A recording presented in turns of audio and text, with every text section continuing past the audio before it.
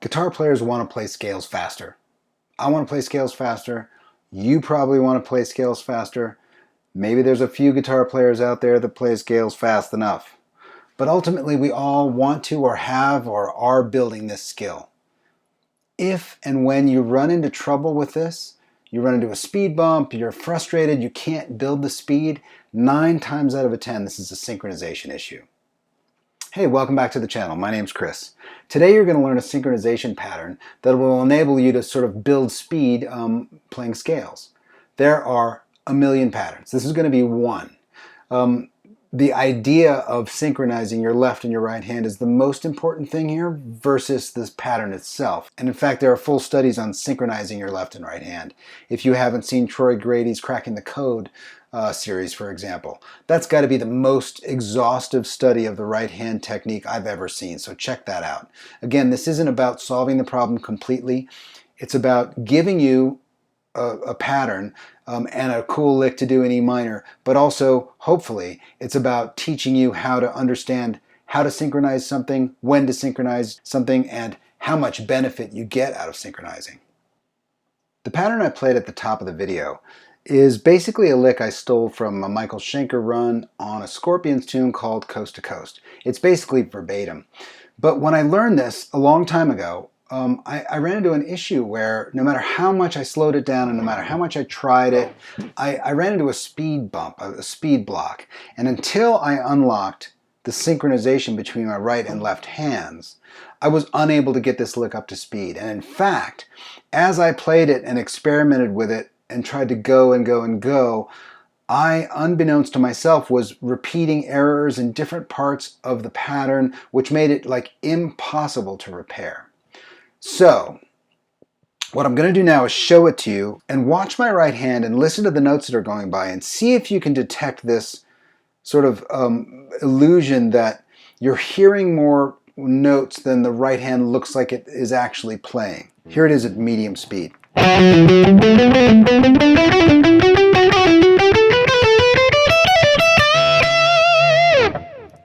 So as you can see, there's a lot of information going on here. But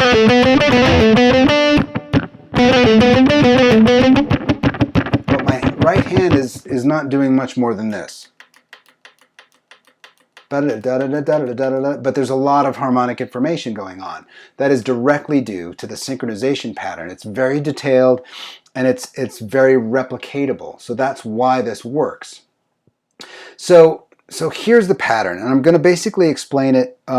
Once you get the pattern, you can move it to different sets of strings and through different scales. Basically, it's a 7-note pattern that works on a set of 2 strings. Once you get that pattern down, you can transpose it anywhere you want. It's really just about getting the synchronization together. So here it is. I'm going to show you the pattern that happens on the A and the D string, just to sort of put it into one spot. I'm going to go through this slow. It's going to be a bit of a slog because I want you to get it right. I want you to get the detail just perfect. So we're going to go nice and slow. Here's how the pattern sounds. And here's how you play it. D string, index finger, 9th fret, downstroke. Upstroke on the 10th, pull off. Downstroke on the 12th fret A string, upstroke on the 9th fret D string. That's this. Down, up, down, up. The pattern ends with an ascending line on the D string, which is 10th fret downstroke, 12th fret upstroke.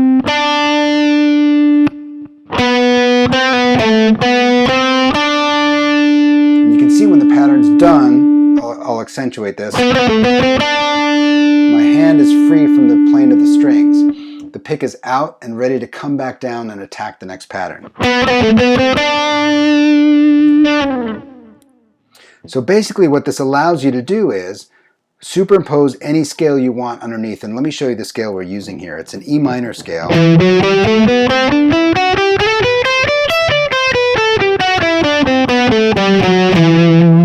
So those available notes for the pattern are a set of 2 half steps and a set of 2 whole steps. On the next one, it changes, and so on. In reality, it doesn't really matter what you play on your left hand. Obviously, if you want to play something in the key of E minor, you have to use a minor scale. But it really is focusing on the synchronization between the 2 hands. One more thing I want to show you is that you can alter the pattern for a descending run. The run I showed at the top and the run I'm showing you now is an ascending run. To change the run to a descending run, all you have to do is change the last 2 notes. Right now the pattern looks like this. So we're ending on the high string, the higher of the 2 strings in the pattern, the D string for this example, with those 2 notes on the same string. Just transpose those to the lower string for a descending pattern, but play everything the same. Ascending, descending.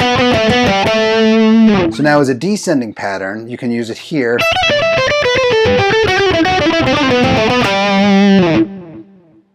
You've just got twice the mileage out of the same pattern. Last but not least, now that you've got the pattern under your hands, and hopefully you've got the lick in E minor, you obviously want to take it to different keys and do all that.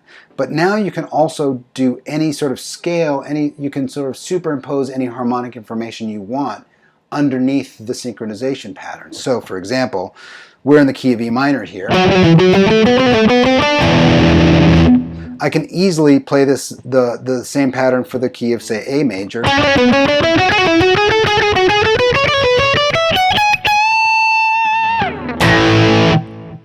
And it doesn't really matter. I'm just superimposing new harmonic information underneath.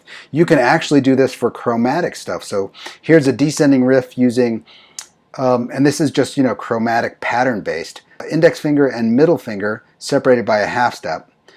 Middle finger and pinky separated by a minor third.